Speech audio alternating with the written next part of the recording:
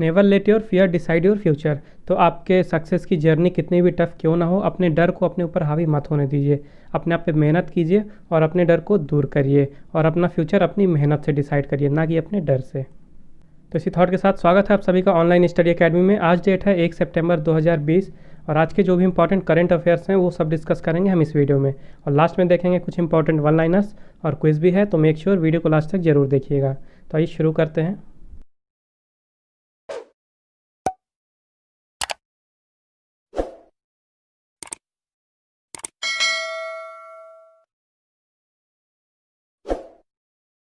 तो सबसे पहले शुरुआत करेंगे कल के वीडियो के कुछ रिवीजन से।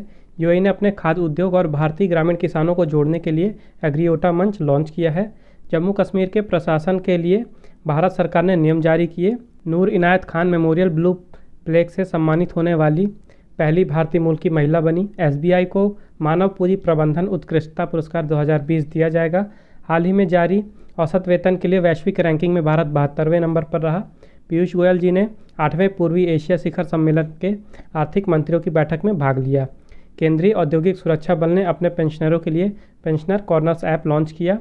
एरिक्सन ने 35 देशों के स्कूलों के लिए इंटरनेट कनेक्टिविटी को मैप करने के लिए यूनिसेफ के साथ भागीदारी की। अनअकैडमी अगले 3 सत्रों के लिए आईपीएल का आधिकारिक भागीदार बना। बिहार में ग्रामीण क्षेत्रों के लिए wireless BSNL Bharat air fibre का उद्घाटन किया गया। आंध्र प्रदेश ने वाईएसआर संपूर्ण पोषण प्लस योजना शुरू की है और संजीव सिंह को रिलायंस इंडस्ट्रीज के समूह के अध्यक्ष के रूप में नियुक्त किया गया है। तो आइए मूव करते हैं आज के क्वेश्चंस की तरफ। तो आज का पहला क्वेश्चन है, India and which country were announced as joint winners of the first ever FIDE online chess olympiad 2020। कौन सा देश भारत के साथ पहले FIDE ऑनलाइन शतरंज ओलंपियाड 2020 में संयुक्त रूप से विजेता बना है? तो अभी हाल ही में भारत और रशिया बने हैं संयुक्त विजेता इस साल के शतरंज ओलंपियाड के। और कोविड-19 के चलते इस साल का जो शतरंज ओलंपियाड था 2020 का, उसे ऑनलाइन ऑर्गेनाइज कराया गया था। तो ये फर्स्ट एवर यानी सबसे पहला ऑनलाइन शतरंज ओलंपियाड बन जाता है। तो ये चेस ओलंपियाड में भारत का पहला गोल्ड मेडल है, इसलिए एक तरह से ये हिस्ट्री बनी है। और बेस्ट ऑफ 3 के मुकाबले में जो राउंड सेकंड था वहाँ पे भारत के निहाल सरीन और दिव्या देशमुख ग्लिच के कारण इस ऑनलाइन कंपटीशन में डिस्कनेक्ट हो गए और टाइम आउट के कारण ये मैच ड्रॉ कराया गया। तो इस कारण से जो फाइनल था उसे ड्रॉ घोषित किया गया और रशिया और भारत संयुक्त रूप से विजेता रहे इस साल। तो इस टूर्नामेंट में टोटल 163 कंट्रीज़ ने पार्टिसिपेट किया था। और जो FIDE है, FIDE का मतलब होता है द इंटरनेशनल चेस फेडरेशन, और ये चेस की गवर्निंग बॉडी है और जितने भी इंटरनेशनल चेस कॉम्पिटिशन होते हैं उनको FIDE रेगुलेट करता है। नेक्स्ट क्वेश्चन है, who has won the Belgian grand prix 2020। Belgian grand prix 2020 किसने जीता है? तो अभी हाल ही में F1 के प्रेजेंट के world champion number 1 racer Lewis Hamilton ने जीत लिया है बेल्जियन ग्रैंड प्रिक्स 2020, और ये इनके कैरियर की 89th विक्ट्री थी, यानी 89th जीत थी। वहीं दूसरे स्थान पर रहे मर्सिडीज़ के ही लुइस हैमिल्टन के टीममेट वाल्टेरी बोटास, और तीसरे नंबर पर रहे रेडबुल के मैक्स वर्स्टैपन। तो जो फार्मूला वर्ल्ड चैम्पियनशिप होती है तो पूरे साल भर में अलग अलग देशों के ट्रैक में रेसेस ऑर्गेनाइज कराई जाती हैं, और उस बेसिस पे साल के अंत में जिसके सबसे ज़्यादा पॉइंट होते हैं उसे वर्ल्ड चैम्पियन माना जाता है। तो आइए देख लेते हैं एक बार जो इससे पहले हुई हैं रेसेस, उनका रिज़ल्ट के बारे में। तो बहरीन GP, वियतनामीज GP और चाइनीज़ GP कोविड-19 के कारण पोस्टपोन्ड हुई। उसके बाद ऑस्ट्रियन GP जीती वाल्टेरी बोटास ने। उसके बाद स्टीयरमार्क GP यानी स्टायरियन GP जीती लुइस हैमिल्टन ने। उसके बाद हंगेरियन GP भी जीती लुइस हैमिल्टन ने। उसके बाद ब्रिटिश GP भी जीती लुइस हैमिल्टन ने। उसके बाद ऑर्गेनाइज कराया गया था 70th एनिवर्सरी GP, जिसे जीता था मैक्स वर्स्टैपन ने।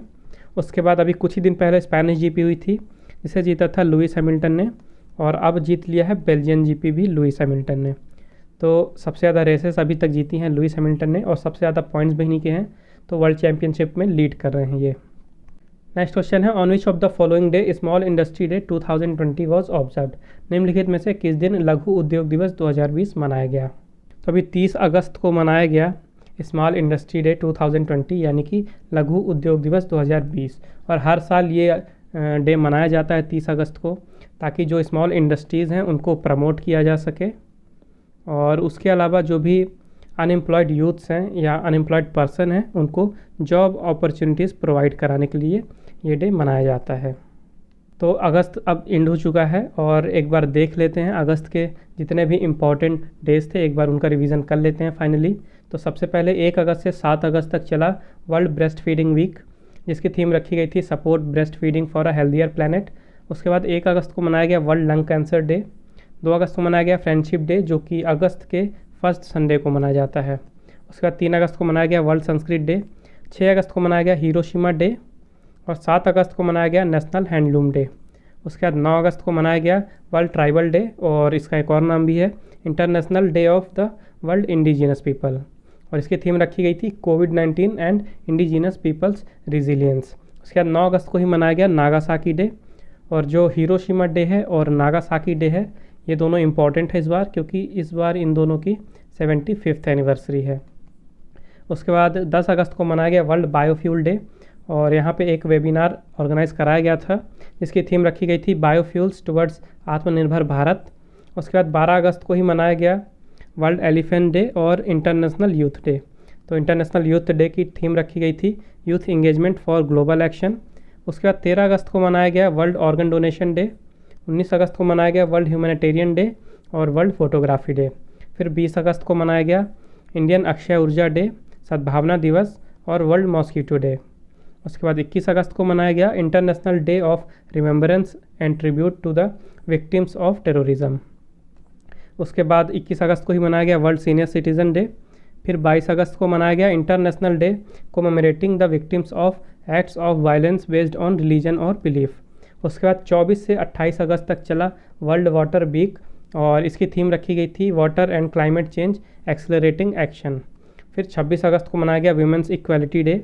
29 अगस्त को मनाया गया भारत में नेशनल स्पोर्ट्स डे और international day against nuclear test. और अब 30 अगस्त को मनाया गया है स्मॉल इंडस्ट्री डे, और 30 अगस्त को ही एक और डे मनाया जाता है, वो है international day of the victims of enforced disappearance. तो अगस्त अब ख़त्म हो चुका है, जितने भी इम्पॉर्टेंट डेज थे मैंने कवर कर दिए हैं सारे, और टाइम पे रिवीजन भी करा है आपको वीडियो के थ्रू। तो कोशिश करिए सारे डेज़ याद रखने के, और उनकी मोस्ट इम्पॉर्टेंट है उनकी थीम याद रखना, और कोशिश करिए कि सीरियल वाइज एक तरफ से याद रखिए तो आपको याद रखने में आसानी होगी। नेक्स्ट क्वेश्चन है which network operator becomes first to launch high speed 4G services in Andaman and Nicobar islands. Andaman और निकोबार द्वीप में उच्च गति 4G सेवाओं को लॉन्च करने वाला पहला नेटवर्क ऑपरेटर कौन बना है? तो एयरटेल बना है पहला नेटवर्क ऑपरेटर जिन्होंने अंडमान और निकोबार आइलैंड में high speed 4G services launch की हैं। तो जो भारतीय एयरटेल के चेयरमैन हैं वो हैं सुनील भारती मित्तल, और अंडमान एंड निकोबार की कैपिटल है पोर्ट ब्लेयर, और यहाँ के लेफ्टिनेंट गवर्नर हैं admiral Devendra Kumar Joshi. Next question है who has been awarded the Eklavya award. हाल ही में एकलव्य पुरस्कार से किसे सम्मानित किया गया है? तो अभी हाल ही में इंडियन जूनियर हॉकी टीम की प्लेयर इशिका चौधरी को अवार्ड दिया गया है एकलव्य अवार्ड, और ये मध्य प्रदेश का स्पोर्ट्स अवार्ड है। जो एकलव्य अवार्ड है ये मध्य प्रदेश का स्पोर्ट्स अवार्ड है जो कि दिया जाता है मध्य प्रदेश की गवर्नमेंट के द्वारा। इसके अलावा जो रानी रामपाल हैं ये इंडियन वुमेंस हॉकी टीम की कैप्टन हैं, इन्हें दिया गया इस साल राजीव गांधी खेल रत्न अवार्ड। जो ईशांत शर्मा हैं ये इंडियन क्रिकेट टीम के फास्ट बॉलर हैं, इन्हें इस साल मिला है अर्जुना अवार्ड। और जो विनेश फोगाट हैं, विनेश फोगाट को भी इस साल मिला है राजीव गांधी खेल रत्न अवार्ड, और ये रेसलिंग से एसोसिएटेड हैं। तो जो एकलव्य अवार्ड है इसको शुरू किया गया था 1996 में, यानी 1996 में, और ये मध्य प्रदेश का स्पोर्ट्स अवार्ड है। 1996 में जो इसकी प्राइज़ मनी थी वो थी 10,000 रुपये, और प्रेजेंट में इसकी प्राइज़ मनी है 2 लाख रुपए। और ये जो एकलव्य अवार्ड है ये स्टेट के जूनियर स्पोर्ट्स प्लेयर्स को दिया जाता है, जो भी जूनियर कैटेगरी के प्लेयर्स होते हैं उन्हें मिलता है एकलव्य अवार्ड। नेक्स्ट क्वेश्चन है which state government has announced to start the first seaplane service in India. इस राज्य सरकार ने भारत में पहली समुद्री विमान सेवा शुरू करने की घोषणा की है। तो अभी हाल ही में गुजरात सरकार ने अनाउंसमेंट किया है कि भारत की पहली सी प्लेन सर्विस यानी कि समुद्री विमान सेवा शुरू की जाएगी गुजरात में। तो ये सेवा शुरू होगी 31 अक्टूबर 2020 से, और 31 अक्टूबर को शुरू की जाएगी, क्योंकि 31 अक्टूबर को बर्थ एनिवर्सरी है सरदार वल्लभ भाई पटेल जी की। और ये जो फर्स्ट सी प्लेन है ये टेक ऑफ करेगा साबरमती रिवर से, और साबरमती रिवर से ये जाएगा नर्मदा डिस्ट्रिक्ट के केवाड़ी में। और उसके बाद लगभग 4 फ्लाइट्स यानी 4 फ्लाइट रोज़ाना ऑपरेट होंगी, और जो टिकट का कॉस्ट होगा वो होगा 4,800 रुपये पर पर्सन। और ये जो सी प्लेन्स है, समुद्री विमान हैं, इनको ऑपरेट करेगी स्पाइस जेट, तो ये भी नाम याद रखिएगा, स्पाइस जेट ऑपरेट करेगी। और एक फ़्लाइट में लगभग 14 पैसेंजर आ सकते हैं। तो गुजरात की बात करें तो कैपिटल है गांधीनगर, चीफ मिनिस्टर हैं विजय रूपानी, और गवर्नर हैं गुजरात के आचार्य देवव्रत। नेक्स्ट क्वेश्चन है, who has attended the 17th ASEAN India economic ministers consultations. 70वें आसियान भारत आर्थिक मंत्रियों के परामर्श में किसने भाग लिया है। तो अभी हाल ही में ASEAN India economic ministers consultation हुआ, और इसका ये 17th यानी कि 17वां एडिशन था, और इसमें पार्टिसिपेट किया भारत की ओर से पीयूष गोयल जी ने। तो इस साल इस मीटिंग को वर्चुअली ऑर्गेनाइज़ कराया गया था, जिसमें आसियान कंट्रीज़ के जो 10 मेंबर हैं उन 10 मेंबर्स के कॉमर्स मिनिस्टर्स ने पार्टिसिपेट किया था, और भारत की तरफ से वहाँ पे पार्टिसिपेट किया, यानी भारत को रिप्रेजेंट किया भारत के union minister of commerce and industry Piyush Goyal ji ने। और जो 10 कंट्रीज़ थी जहाँ के कॉमर्स मिनिस्टर अटेंड किए मीटिंग को, तो उन 10 कंट्रीज़ में है Malaysia, Thailand, Laos, Vietnam, Indonesia, Singapore, Brunei, Myanmar, Cambodia और फिलीपींस। तो बात करें भारत की, तो जो भारत है वो आसियान का मेंबर नहीं है। ओके, ये याद रखिएगा, भारत आसियान का मेंबर नहीं है अपने जोग्राफिकल लोकेशंस के कारण। आसियान में जो कंट्रीज़ हैं वो साउथ ईस्ट एशिया में आती हैं, उन 10 कंट्रीज़ का ग्रुप है ये। और इस मीटिंग में जो मेन पॉइंट डिस्कस किए गए और जो लीडर्स थे सब कंट्रीज़ के, उन्होंने अपना अपना कमिटमेंट दिया। तो कौन कौन से पॉइंट थे मेन 3, वो था ये पहला, टू इंश्योर फाइनेंशियल स्टेबिलिटी, यानी जो वित्तीय स्थिरता है उसको बनाए रखना। उसके बाद जो सप्लाई चेन है उसको मेंटेन रखना, और दूसरा है जो गुड्स और मेडिसिन्स है उनका फ़्लो, यानी कि इंपोर्ट एक्सपोर्ट, उसको भी कंटिन्यू रखना, बराबर उसमें बैलेंस बना के रखना। और इस मीटिंग के दौरान ASEAN India business council report submit की गई, और इस रिपोर्ट में रिकमेंड किया गया जो एटीगा है, ओके, AITIGA, इसके रिव्यू के लिए रिकमेंडेशन किया गया। AITIGA का मतलब है ASEAN India trade in goods agreement, okay, याद रखिएगा। और जो AITIGA है यानी कि आईटीगा, ये एक तरह का फ्री ट्रेड एग्रीमेंट है इंडिया और आसियान मेंबर्स कंट्रीज़ के बीच में, और इसे 2010 में साइन किया गया था। नेक्स्ट क्वेश्चन है, who has announced an enhancement in the prize money in national sports awards.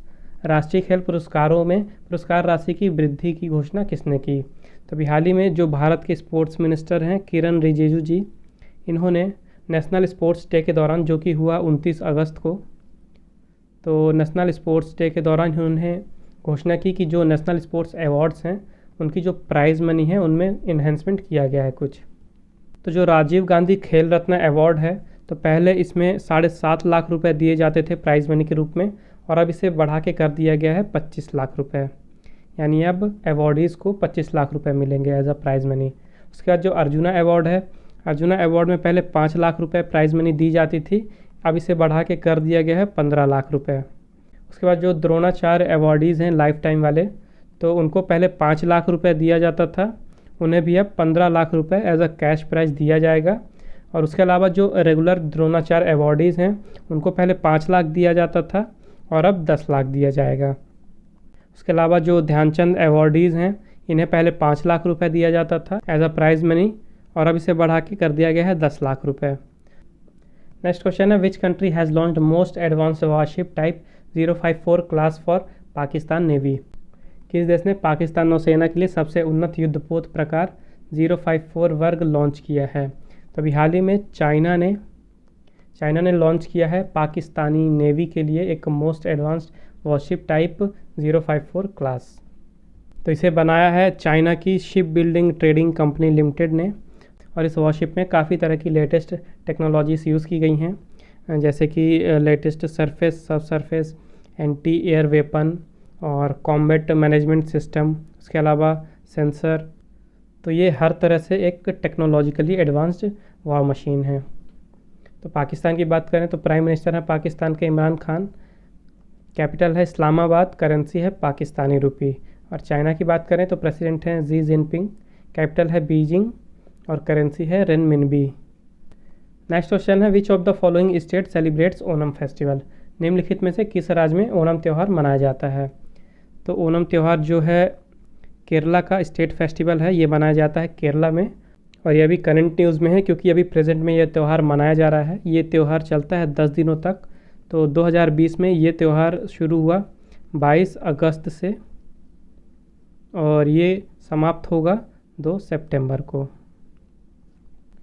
तो ये त्यौहार 10 दिनों तक चलता है और इसे मनाया जाता है जो मलयालम कैलेंडर है, मलयालम कैलेंडर का जो पहला मंथ होता है चिंगम, ओके, चिंगम मंथ के स्टार्टिंग में से मनाया जाता है 10 दिनों तक। और जो 10 दिन होते हैं उनके कुछ नाम होते हैं, जैसे पहला दिन होता है अथम, उसके बाद चिथीरा, उसके बाद छोड़ी, उसके बाद विशाकम, उसके बाद अनिज़म, फिर थ्रिकेता, मूलम, पूरादम, उत्तरादम और थिरुवोनम। और इन 10 दिनों में जो पहला डे होता है अथम और जो आखिरी दिन होता है थिरुवोनम, ये सबसे ज़्यादा इम्पोर्टेंट होते हैं ये 2 डे। तो केरला की बात करें तो यहाँ के चीफ मिनिस्टर हैं पिनराई विजयन, कैपिटल है तिरुवनंतपुरम और गवर्नर हैं आरिफ मोहम्मद खान। और अभी रिसेंट में मैंने आपको बताया था कि केरला में ही, केरला के तिरुवनंतपुरम में पहली मरीन एम्बुलेंस सेवा शुरू की गई है और जो मरीन एम्बुलेंस है उसका नाम दिया गया है प्रतीक्षा।